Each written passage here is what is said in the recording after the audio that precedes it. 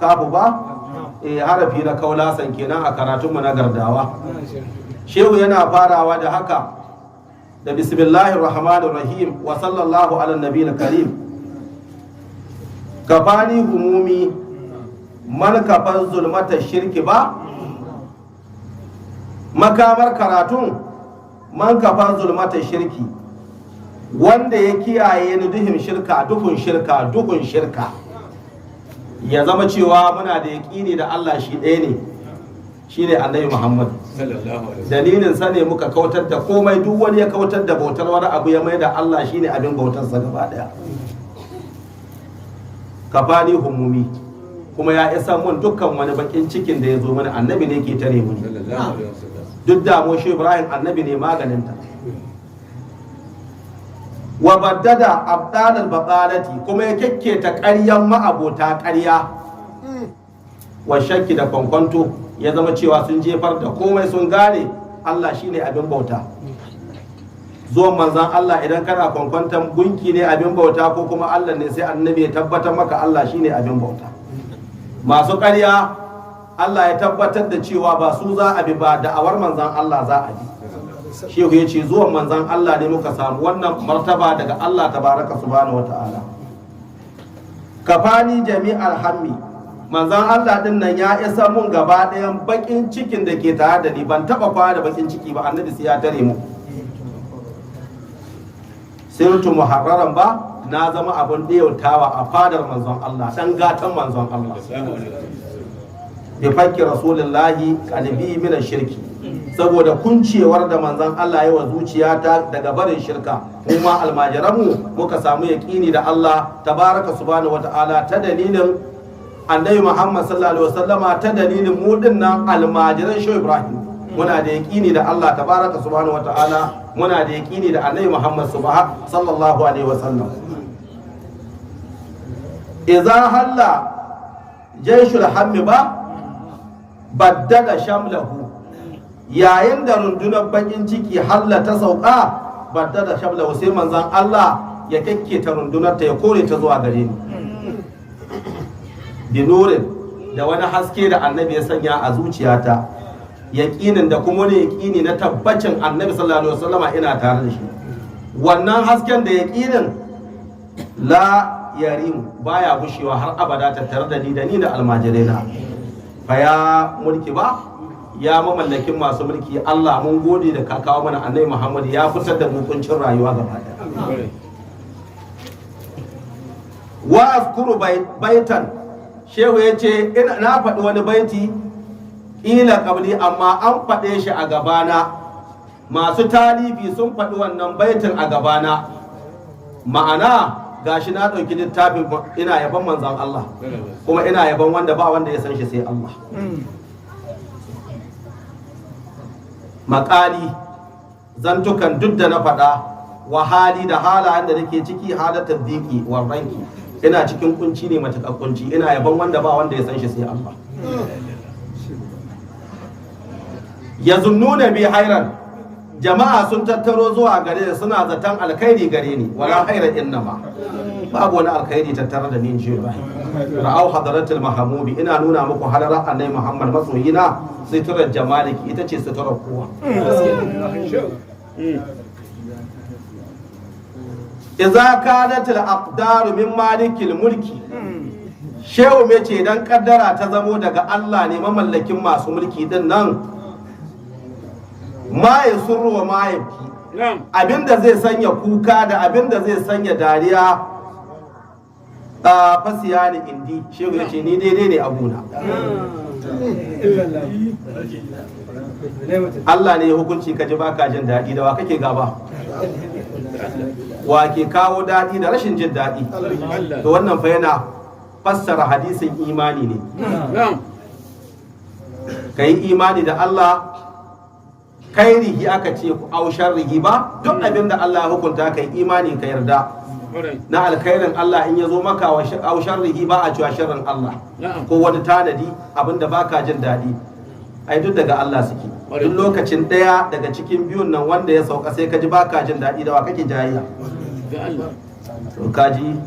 shehu yake cewa in kaddara daga Allah take, mamallakin masu mulki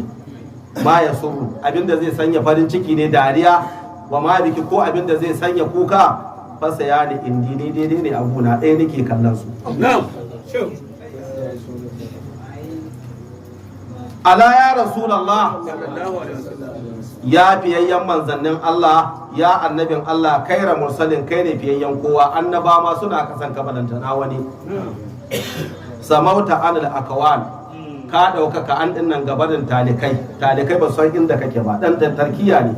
halittar Allah ba wanda ya san inda Annabi Muhammad yake ko kai ka sani ka faɗa yanzu sai shehu yake cewa fadalan wani irin fifiko minal malki zaka ce wane mala'iku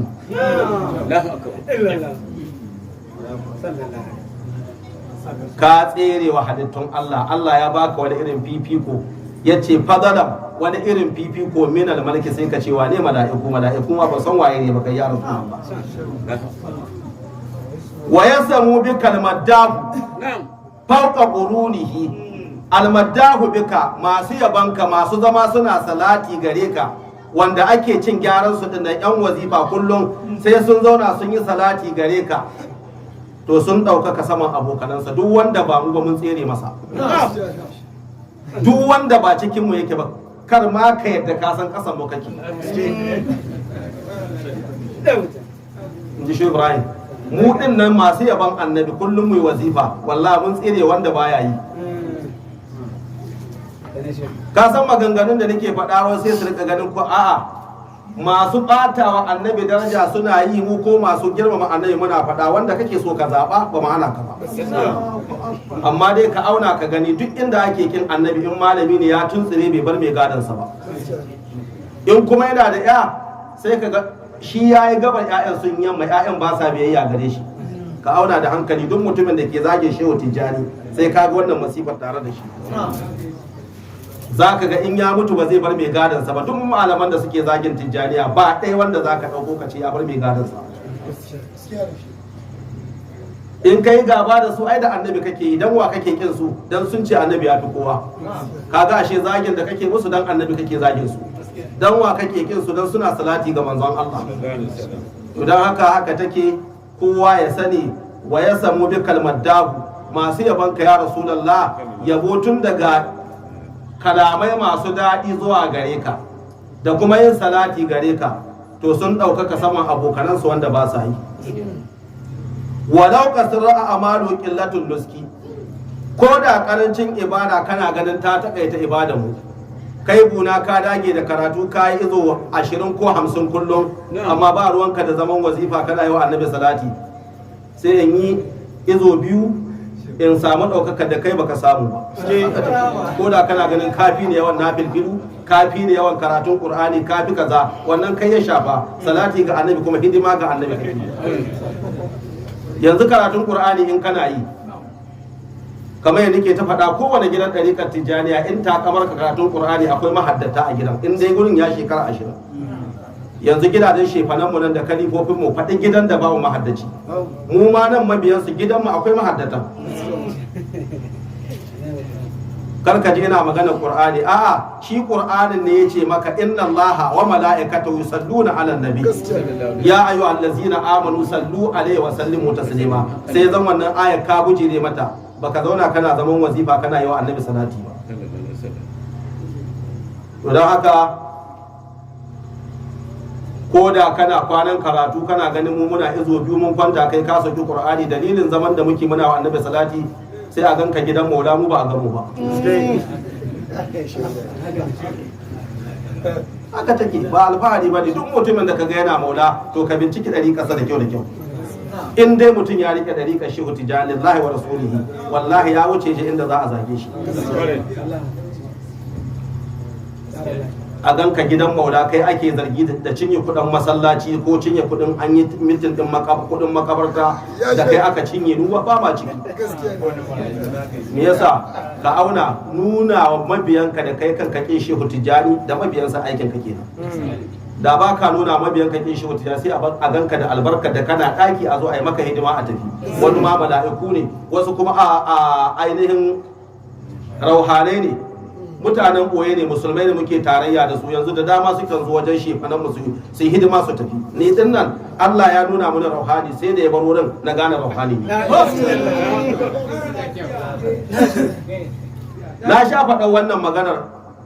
shehu mushak tijjani halifa shehu ahmadu bolari shehu ahmadu bolari ya kai ziyara wajen maulan mu shehu ahmadu abul fatihi muka je muna falo kafin shehi ya fito muna bar sai ga shehi ya fito ana gaggaisa muna gefe sai ga wani mutum ya zo kamar sufar buzu ko ina jikinsa baka gani da wani galan da wani abu a leda ya ba shehi ya ce shehi kuma iyayena sun ce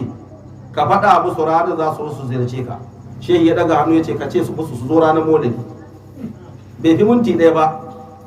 ya fita da ya fita din nan da kake gani akwai wani mutum shi wannan lokaci shi yake hidima fannin cefane gidan shehi shehi ya ce alfaki wannan mutumin a kira shi akwai sakon da zan bashi har abba ganaran an zo ba a gan shi ba aka koma aka ce shehi ai ba a ga wannan bawan Allah ba ya kalli maulan mu Ahmadu Bola ya ce ai rauhani ne yana mada yana kiyan shanu har ya koma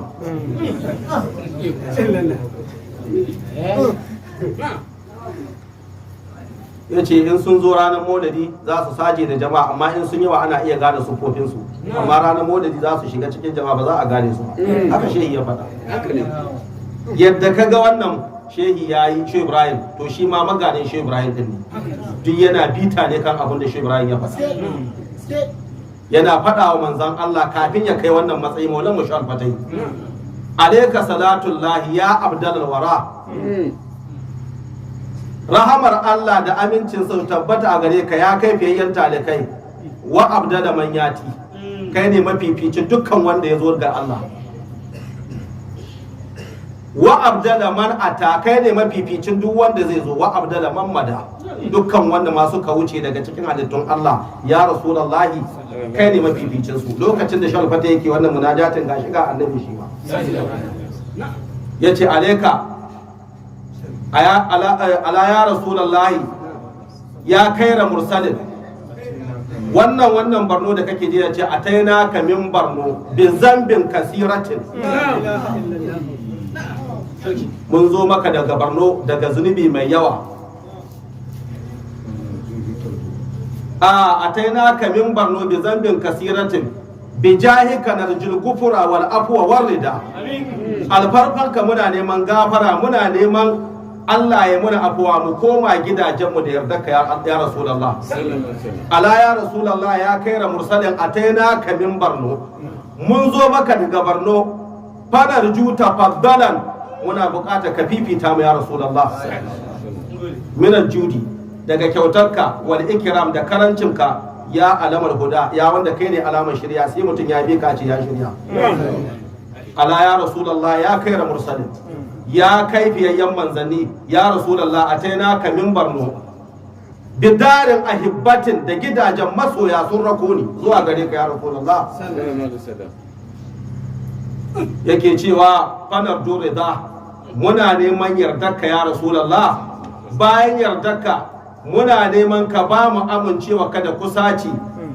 yake cewa ya kaira man ada ya fiyayyen dukkan wanda ya bada kyauta daga Allah duk wanda ya kyauta cikin halittun Allah ya Rasulullah ya kafi shi ala ya Rasulullah ya kaira mursalin ya kai fiyayyen manzani a taimuna ka min barno bi wabdin ahibbatin da rundunar masoya na zo maka ya Rasulullah zawul hubbi ma'abota shoyayya wa shauqil qawi da shauki mai karfi fajutla kai hidimar ka ba mu kyautar baiwa ya Rasulullah duk shefaran mu da kake jin ana tun kana arne malamai ne tun kana arne shefaran mu malamai ne ɗan tijjaniya malamai ne wannan karatun ka taba jin sa a duniya in ka ji an ce shalfate da banza ka taba jin wannan karatu tun kana arne suke rubutu da larabci mu ci gaba da karatu mu kar mu bata lokaci rafa'atu ila dahal amini shikayati abinda shehu Ibrahim yake cewa rafa'atu na daga shikayati kuka na ila dahal amin zuwa annabi Muhammad mai suna da amuntaccen Allah walan yulfazu shakawin ilahi falan yushki shi manzan Allah ba a taɓa samun wanda ya kai kuka wajen manzan Allah ba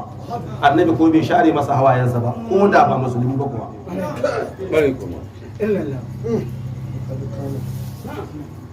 kafin mu wuce a nan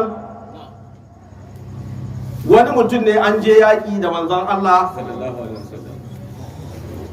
da aka je yaƙi aka dawo sai ana buƙatar hutawa girmamawa ta sahabbai sai suka newa ma manzan Allah inda ya kamata ya huta shi ɗaya a wata bishiya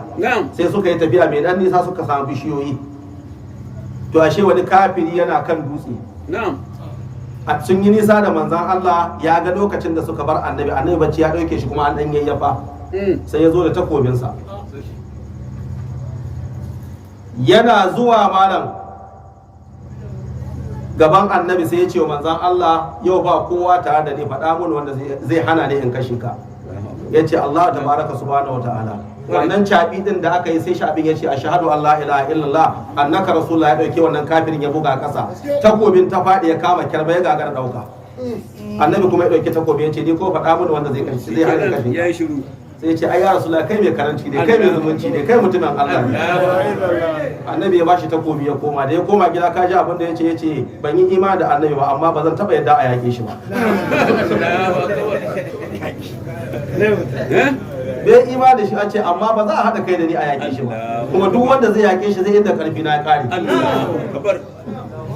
wai kaga alheri ka sakamakon alheri ba ma arsalnaka illa rahmatan lil alamin bakar kane shkilil jamali ba kai mutum ba raƙumi ma ya kai kukansa zuwa ga manzon Allah sallallahu alaihi wasallam me shi ne ya ga ya kwan biyu ya nuna cewa zai sayar da shi ko zai yanka shi ne to shi kenan zai yanka shi da ya ji haka sai ya je faɗi gaban annabi ya kalmar shahada ya ce ya rasulullah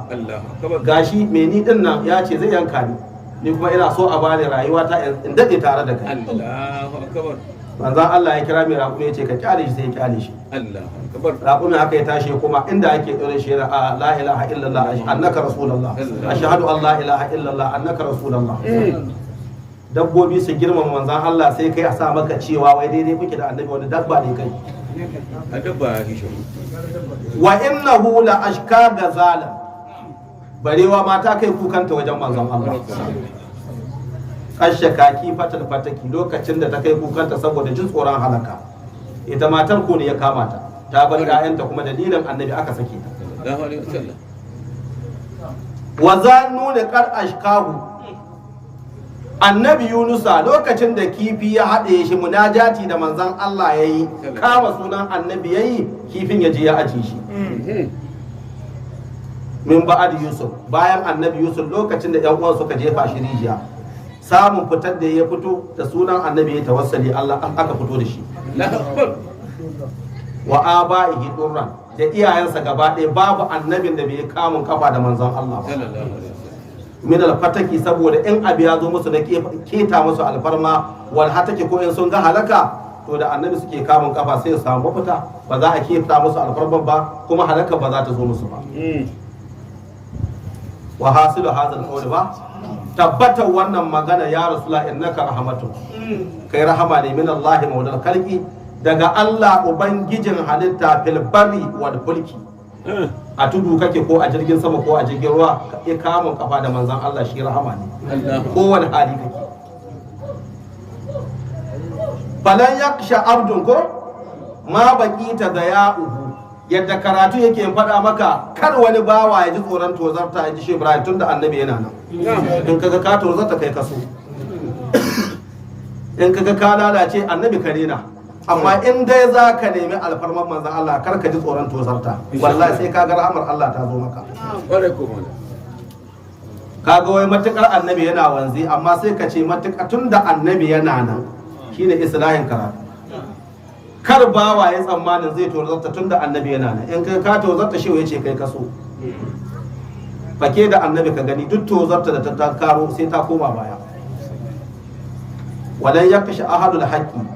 ma'abota gaskiya kar su ji tsoron kai da zawal ifki ma'abota ƙarya in dai kana kan gaskiyar ka karka damu da ƙaryan masu ƙarya karka damu da kaidin masu kaidi ubangiji ya riga yayi alƙawari wasu mutane ya kamar cin fuska ne, muna ƙara godiya don a gane fadalar abin da muke kansa. Yanzu duk wani mutumin da ka sani area na yana zargin Tijjaniya ya kafa gemun sunna, ƴaƴana mata sun fi shi karatu. Sai dai in yi shiru, kuma ai Allah ya tsine mai ƙarya ba, a haɗa rana a jaraba. In dattijo in yaro, ƴaƴana mata sun fi shi karatu. Albarkacin Shehu Tijjani. Sai dai ai surutun bariki, amma fito na fito kan karatu dole a kyale mu. Duk wanda kaga ya ci gyaran mu da surutun bariki ne, ba layin karatu ba. Kowa kaga ya ci gyaran mu yanzu da surutun bariki ne. Falalar Allah da karama Shehu Tijjani da karama Shehu Ibrahim Kaula da sirrin dariƙa, duk wani matashin da ke da gemun sunna, ƴaƴana mata sun fi shi karatu. Amma yadda za a gane Allah ya tsine mai ƙarya, a haɗa ranar da za a jaraba.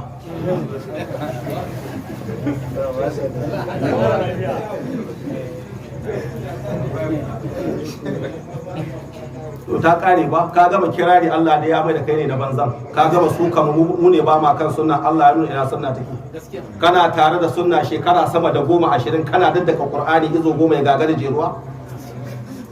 saboda ba neman albarkacin annabi, ana karatun yana rushewa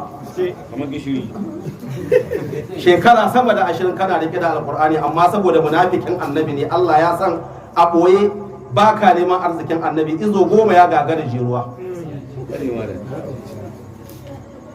Tabbas wannan shi ne.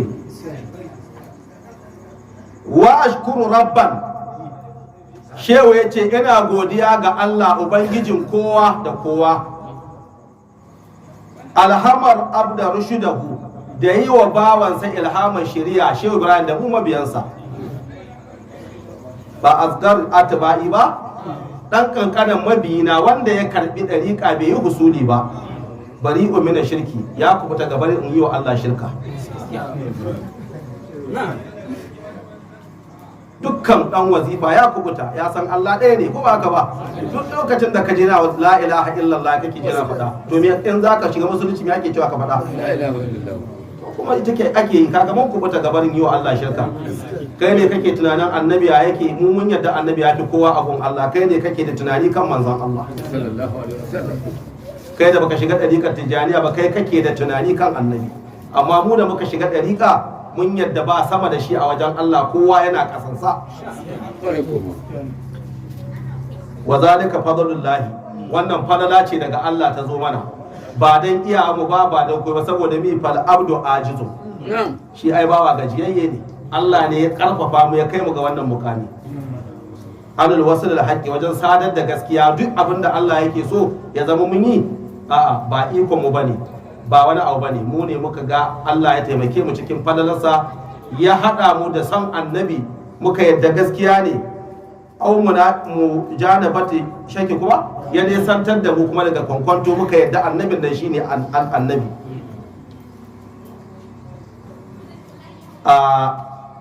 Salatun